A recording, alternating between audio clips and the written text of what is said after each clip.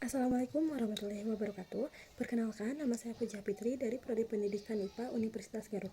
Di sini saya akan mempresentasikan materi dari tipe-tipe kepemimpinan. Pendahuluannya, kepemimpinan merupakan proses ketika seseorang pemimpin mempengaruhi, mengarahkan, dan membimbing anggotanya agar bekerja secara terorganisasi untuk mencapai tujuan yang telah ditetapkan. Kepemimpinan tidak hanya berkaitan dengan pemberian perintah, tetapi juga mencakup kemampuan membangun komunikasi yang efektif, memberikan motivasi, mengambil keputusan yang tepat, serta menciptakan lingkungan kerja yang kondusif. Setiap pemimpin memiliki gaya atau tipe-tipe kepemimpinan yang berbeda. Pemilihan tipe kepemimpinan harus disesuaikan dengan kondisi organisasi, karakter anggota, serta situasi yang dihadapi agar tujuan dapat dicapai.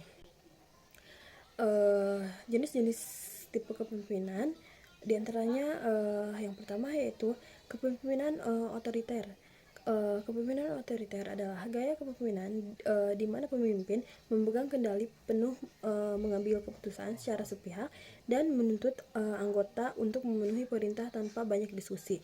Pola komunikasi bersifat satu arah dan aturan diterapkan secara ketat. Kelebihannya yaitu yang pertama, pengambilan keputusan cepat, menciptakan disiplin dan keteraturan, cocok untuk anggota yang belum berpengalaman. Sedangkan kekurangannya yaitu menghambat kreativitas dan partisipasi anggota, berpotensi menimbulkan tekanan dan konflik, dan hubungan pemimpin dan anggota cenderung kaku. Lalu yang kedua yaitu kepemimpinan demokratis. Kepemimpinan demokratis merupakan gaya kepemimpinan yang melibatkan anggota dalam proses pengambilan keputusan. Pemimpin membuka ruang diskusi, menghargai pendapat, dan mendorong kerja sama antar tim. Kelebihannya yaitu untuk meningkatkan motivasi dan kepuasan kerja anggota, untuk mendorong kreativitas dan solusi yang beragam, hubungan kerja lebih harmonis. Sedangkan kekurangannya yaitu proses pengambilan keputusan secara relatif lebih lama, kurang efektif dalam situasi yang membutuhkan keputusan cepat. Lalu yang ketiga yaitu kepemimpinan delegatif. Kepemimpinan delegatif ini adalah gaya kepemimpinan yang memberikan kebebasan luas kepada anggota dalam mengambil keputusan dan menyelesaikan tugas.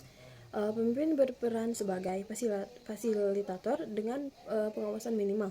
Kelebihannya yaitu untuk mengembangkan kemandirian dan rasa tanggung jawab anggota, untuk mendorong kreativitas dan inovasi, cocok untuk tim yang sudah kompeten dan berpengalaman. Sedangkan kekurangannya yaitu berpotensi menimbulkan kekacauan jika anggota kurang disiplin. Koordinasi dan arah kerja dapat menjadi tidak jelas. Lalu yang keempat yaitu kepemimpinan situasional. Kepemimpinan situasional ini adalah gaya kepemimpinan yang menyesuaikan pendekatan dengan kondisi, kemampuan, dan kebutuhan anggota. Pemimpin dapat bersikap otoriter, demokratis, atau delegatif sesuai situasi yang dihadapi. Kelebihannya yaitu yang pertama, untuk pendekatan lebih tepat karena sesuai kebutuhan tim. Yang kedua, untuk meningkatkan efektivitas dan fleksibilitas kepemimpinan. Sedangkan kekurangannya yaitu untuk membutuhkan pemimpin yang peka dan adaptif. Konsistensi kepemimpinan dapat berkurang jika penyesuaian tidak tepat.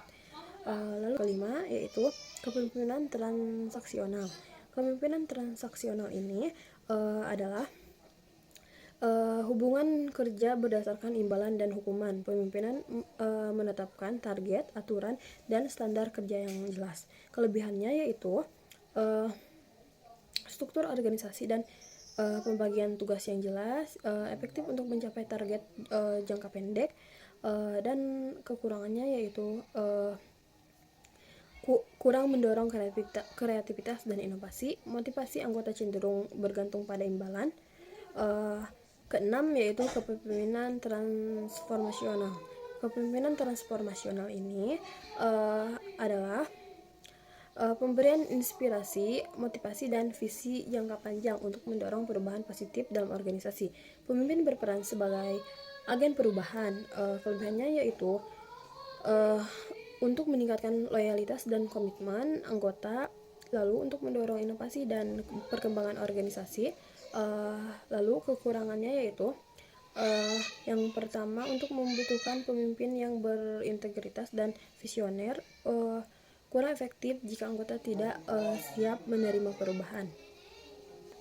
Adapun juga landasan Islami dalam kepemimpinan, yaitu berdasarkan hadis Nabi SAW yang artinya setiap kalian adalah pemimpin dan setiap kalian adalah diminta pertanggungjawaban atas kepemimpinannya. Hadis riwayat Bukhari dan Muslim. Sedangkan menurut Al-Quran, yang artinya sesungguhnya Allah menyuruh kamu menyampaikan amanat kepada yang berhak menerimanya, dan apabila kamu menetapkan hukum di antara manusia supaya kamu menetapkan dengan adil. Quran Surat An-Nisa ayat 58. Sekian dari saya, mohon maaf bila ada kesalahan dan kekurangan. Assalamualaikum warahmatullahi wabarakatuh.